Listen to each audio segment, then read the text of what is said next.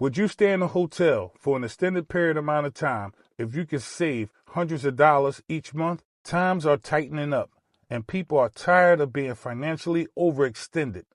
So it seems that people are becoming more creative and finding ways of cutting the cost. So what they're saying is, screw this $1,200 a month rent. I'd rather pay $150 to $200 a week at a hotel. And I totally get it. Take a look at these videos. You may not want to miss this. Why we chose to stay in a hotel instead of renting an apartment?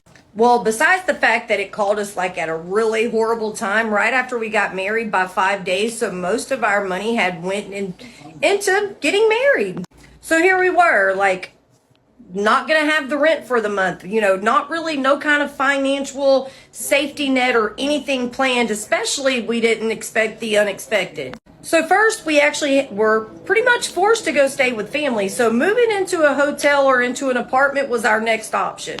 To move into an apartment around here, you've got to have so much money. When I say you got to have like $4,000 or $5,000 by the time you pay your last month's rent, security deposit, pet fees, all the things like that, not to include your utilities. There goes more deposits, more getting it turned on, connection fees. Like, that's a lot. When we already have a piece of land that we're going to be able to put a tiny house on, so we decided to save that money and come to a hotel because no, we didn't need a deposit, and it's $314 a week, which makes it 356, something approximately like that. No, 1256, 1,256, less than $1,300 a month. We wasn't even finding decent places to rent for $1,300 a month, much less everything included. So that's kind of like a quick rundown of why we chose hotel living over renting an apartment. Staying at extended stay hotels is cheaper than y'all actually renting apartments. And y'all get y'all stupid ass on the internet and y'all making content about it. The number one, that's always that for quite some time, that's been a thing. Niggas have been doing this, but I guess the new pores have come on and trying to like content hack this shit and like think it's a life hack, and now they gotta make content because they want to blow up off this shit. Like, nigga, crackheads been doing this shit for years. The fuck?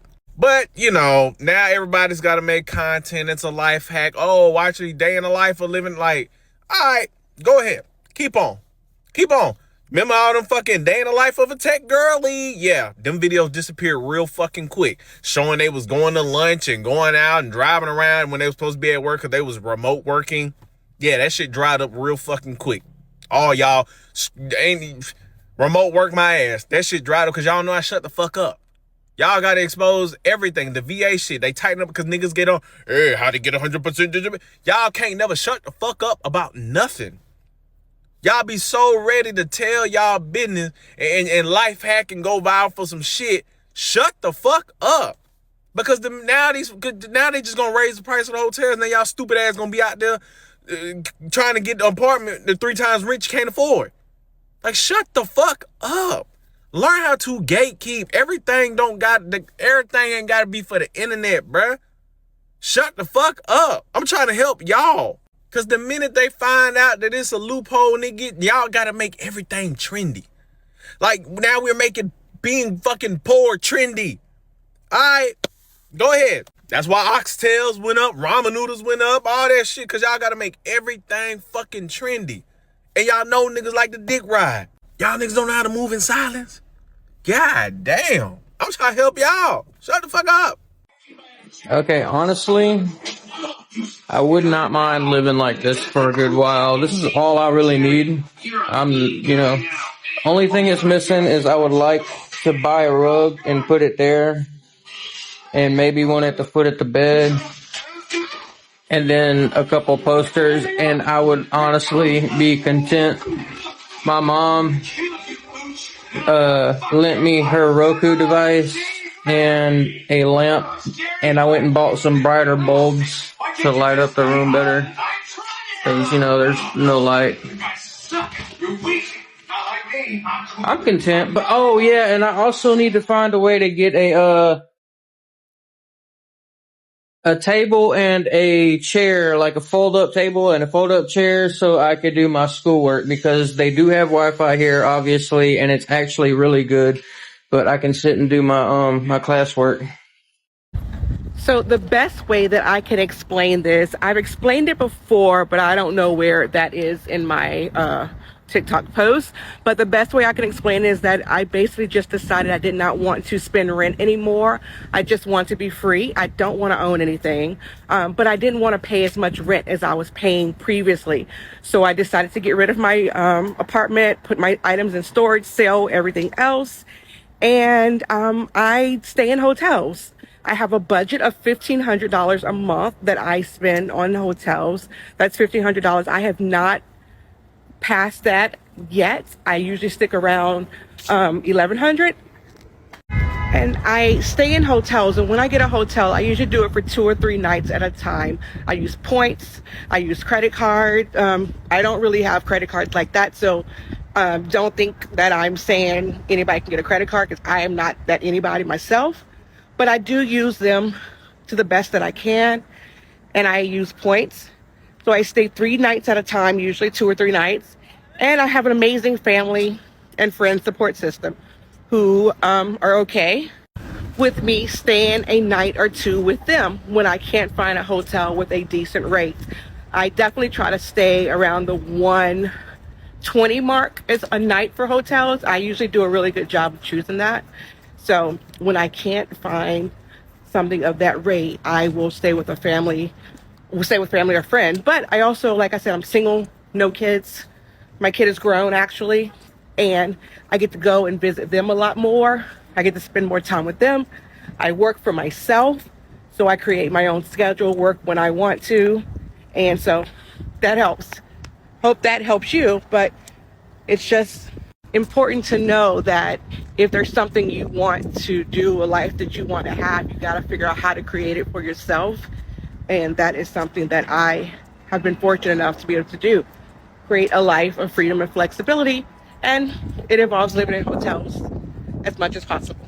Every now and then I get a gig where someone else hires me to work outside of my area, and I get to go and stay in hotels on their dime. But that's like far and few between. As a matter of fact, next month I actually get to go to Iowa on someone else's dime, so that's going to be cool. But usually 3 nights a week I pay for a hotel, maybe 4 nights sometimes, and I figure it out. There are more people living in hotels and motels than there are apartments, and that's why hotels and motels do monthly deals, because at the end of the day, it's still cheaper than living in a goddamn apartment. Okay, so I am seeing all over these internet about staying in hotels or extended stays versus getting an apartment. Let me say this, as somebody who currently works in social service, housing, everything. I do everything. I understand, because some people do stay in hotels that's typically because, one, they can't afford down security deposits and things of that nature to actually get into another apartment. The rents are sky high, and they're asking for 3 times the rent, which majority of us is not getting paid that. Let's just be honest out here. So we talking about low income families, people that have bad credit or evictions, and the UDs on their name, that's putting them in a predicament where it's dang near impossible for them to find housing again because of that. And we know life is life, and so they do what they can, which they transition into extended stays. Now, people are putting it out there saying, you should stay there. And I get the whole just paying the quote unquote rent or the fees of the hotel and not having to pay utilities or cable and stuff like that. I get their argument. However, these situations, these places need to be left to people who are truly in need of them until they can get out, because eventually they want to get out. No one wants to stay there in extended stays in hotels and motels for a lifetime. Nobody wants to do that, but they have to do something because they don't want to be out on the street, and a lot of the time they don't want to be in homeless shelters, especially if you are a parent with children. Depending on where you are, you have some pretty good shelter systems depending on where you are. But that's not always the case. When you put this out there and you say this, live this type of lifestyle when you don't have to, you are putting those people who are really in need of those situations, of those places, in jeopardy. Why? Because they're going to, the corporations are going to see this. And they're going to say, you know what, let's jack up the prices. And then you're taxing yourself and other people out of those places when they are really in need. So then they can only come in for a week or 2 weeks, and then they have to stay in the car when they don't have to, and they can go ahead and be in these hotels, these extended stays, and have a warm place and a bed to lay their head at, and their children if they have them. Stop making everything trendy. Everything is not meant for everybody's consumption. Learn how to move in silence, because you putting that out there could hurt and do hurt other people, and you need to take that under consideration. Simple as that. Man, just because you gotta stay in hotels and stuff right now, that don't mean you homeless. A hotel ain't nothing but an apartment without a contract that you can just pay for every day. Just think about it. If you really wanna get to the meat and potatoes of the situation, every day we go to work, divide your rent by 30 days. And most of us probably paying about $40 or $50 a day out of the money we make every day. These folks got daily pay on jobs now where you can cash out on your money right then and there. You ain't got to wait on nothing. So if you really want to run your money up, or you really need somewhere to stay, it ain't no excuse for you if you got a car and you can get on DoorDash or one of these apps to make you some money every day. Shit, you make you $150, $200 a day, take 50, pay for your room. It's the same thing as staying in one of these apartments. Same thing. You can run your money up the same way. Get your credit right. Like, it really ain't no excuses out here, man. So, if you staying in a hotel right now, that don't mean you homeless. It's the same thing. Literally. You just ain't signing no long contract and doing the credit check and all that. Hey everybody, sorry I've been missing for a while, but I moved. I gave up my apartment now that my son is graduating high school, and dad's gonna take care of both of the boys. So I gave up my apartment and decided to rent a room. There's an app called Split, so I decided to rent a room from someone so that I can save money and do all the things that I didn't do, being that I was a full-time mom, business owner or whatnot. With that being said, what are we doing in America? I went to Fry's today and the salmon, one piece this big, was $14. I went trying to save money. How I'm gonna save money if I ain't got no leftovers from a $14 piece? It ain't even a slab of salmon, a piece of salmon. $14. I went to Cava. Okay? I went to Cava. This thing gave me a full piece of salmon. All the fixings for $17. When did eating out become less expensive than buying food from a grocery store and cooking it yourself? Yeah. By the way, I'm in Scottsdale, y'all. It's the bitch that just stopped me when I went inside of the country bar for line dancing, asking me if they can help me in my loft. Bitch, no, I can read, ho. I know how to line dance. After all, country music and line dancing came from us. Bye, bitch. This message is specifically for my people that are living in a hotel, a motel, Holiday Inn.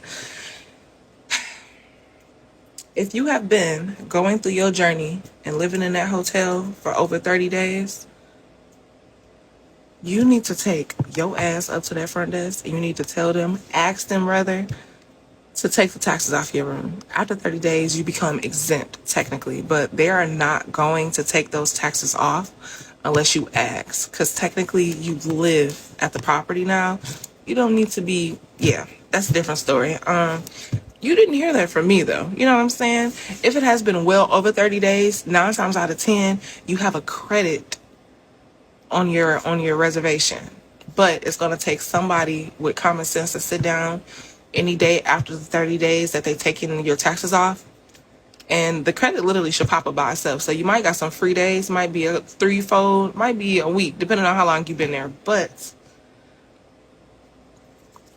I know I just helped somebody you up. Has the cost of living become this bad where people would rather stay in a cramped hotel room opposed to a somewhat spacious apartment? Is it a wise financial decision, or is it both? One thing I've learned is that two things can be right at the same time. I mean, I know how it feels to go to work all week, put in your 40 hours, just to get paid at the end of the week, and your check is pretty much gone. Not to mention that these landlords are out of control. They're raising the rent every 1 to 2 years. And now what I'm hearing is that they are actually charging for key fobs each month. It's like a subscription. You need a subscription for your key fob just to lock and unlock your doors. That's absurd.